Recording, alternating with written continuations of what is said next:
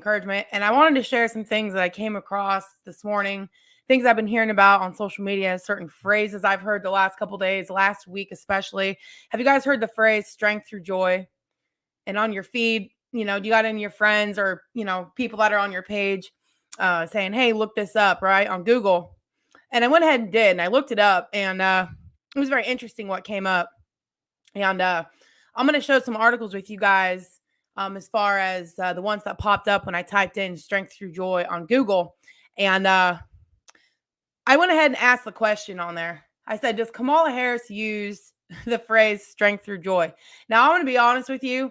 I have no desire to listen to her. I already know I don't want to vote for her because of the policies that are in place. You guys, she's the vice president of the United States right now. She has a ton of influence, and she's done absolutely nothing to help this country. And so for anybody to think that she's actually going to do good when she gets in there is you're not paying attention. And so I have no desire to vote for her or listen to her because I'm looking at the results and already know that she is not a good candidate. You guys, please start paying attention to policies, start paying attention to results of things that are happening in the country. And so you can actually make a good decision. Not to mention, I guess lately it's come up, the amount of taxes that she wants to raise. Because, if you're going to have a socialist, communist type government, how's everything going to get paid for at the end of the day? Right? That's the thing that I wonder, how many people actually ask the question. If you want the state to provide everything for you, how the hell are they going to get the money for that? Well, what do you think? They want to tax you to death, completely take away any initiative or desire you have to produce more for your family. You guys, I'm telling you, I'm reading this really great book. It's called The Patriot's Hand Guide to American History. And it was talking about socialism, how the United States had tried to have socialism in the beginning. They had this storehouse that people could go to, and they realized that even though some people weren't working, there was always going to be enough food, but they used a lot of force, and it wasn't going very far. And so then eventually they brought in the idea of private property, giving people their own land to produce food. And that's really what turned the tables, you guys. And that's the beauty of the United States, is you guys have the ability to have private property out here. Private property is crucial for people's initiative, right, within themselves to, produce for their own life. If you take away someone's ability to have their own private property, you take away the morale. And did you know that back in the day, that was one of the things that they used to boost the morale of their military was they had their own property. And if they had their own property, they knew something they knew that they had that to go back to. And I'll share that with you guys another day as far as some things that I've learned in that. But really quick, I wanted to share this with you guys really quick because, like I said, this has been a phrase that I've been seeing and I've been told from people, hey, look this up. And so these are some things that I found. But really quick, I asked the question on Google, does Kamala Harris use the phrase strength through joy? So you can see these different headlines. Kamala Harris, authoritarian joy. Kamala Harris's campaign ringing with authoritarian joy. Kamala, okay, this one, Harris DNC speech, show them who they are. Never, that's a different one. This is ABC News. Harris is pushing joy. Trump paints a darker picture. Now, if anybody can actually pay attention, who's in office right now? Come on, let's think. This one, American Magazine. Kamala Harris is running a campaign of joy. You guys, this is called propaganda anytime that they have these repeated words. And I think I've shared that with you guys before. If you look up the definition of propaganda, it's when they, information, especially of a biased or misleading nature, used to promote or publicize a particular political cause or point of view. So, they're constantly pushing certain things in front of you to get you to think a certain way. There's a way better definition I have that I'll share with you guys. That's out of my actual dictionary. But let's go ahead and go back to StreamYard here. So we've got some other articles. So I typed in strength through joy. Let me go to that one really quick. Let me take this off the screen really fast and bring up the other one I want to share with you guys. So let me remove this one on and we're going to put a different one up. So just bear with me, you guys. Let's see here. Stop screen. Okay, now we're going to present again. Share screen. Let's see here. Strength through joy. So this is one of the articles that popped up when I was searching that. So we don't want to. Okay, so history learning site. This is just an article that popped up. This was interesting what it said. It says, strength through joy was set up in Nazi Germany so that all aspects of a worker's non-working time were looked after. Strength through joy supervised after-work activities, holidays, and leisure time. Strength Through Joy served two main purposes.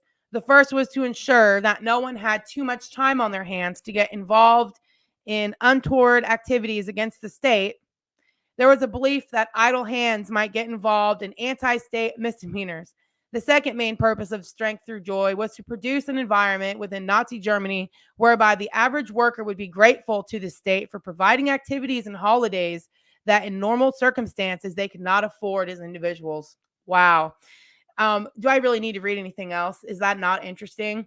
That's actually something that they used to push, keep everybody busy so they're not have time to think about how bad it really is.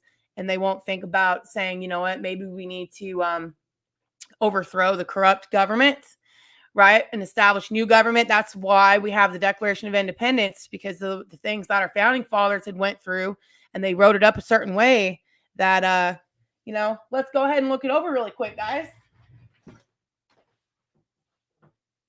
It says, when in the course of human events, it becomes necessary for one people to dissolve the political bands within which have connected them with another, and to assume among the powers of the earth the separate and equal station to which the laws of nature and of nature's God entitle them, that a decent respect to the opinions of mankind requires that they should declare the causes which impel them to the separation. So they were trying to prevent people from doing the very thing that United States citizens were actually given the freedom to do when the time comes. We hold these truths to be self-evident, that all men are created equal, that they're endowed by their Creator with certain unalienable rights, that among these are life, liberty, and the pursuit of happiness. That to secure these rights, governments are instituted among men, deriving their just powers from the consent of the governed.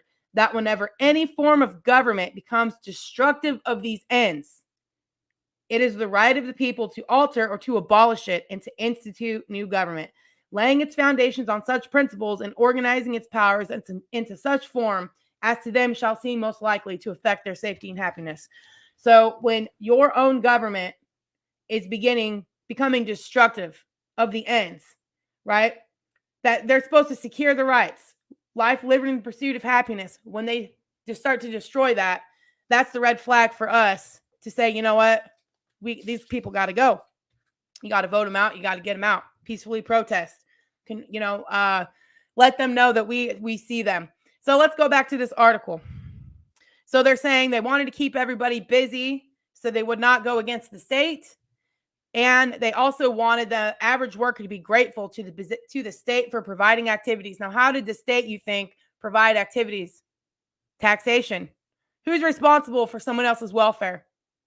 Is it you or is it the state? Government or you? All right. Now, let me see here. What else does it say? In 1936, KDF had a membership of 30 million Germans. The scope of the organization was vast. It arranged theater trips, summer holidays, skiing holidays, summer and winter hikes, cruises, and outdoor activities.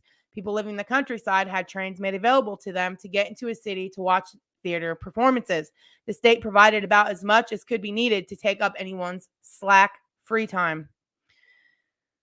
Even exiled opponents of the Nazi regime expressed a veiled recognition of KDF.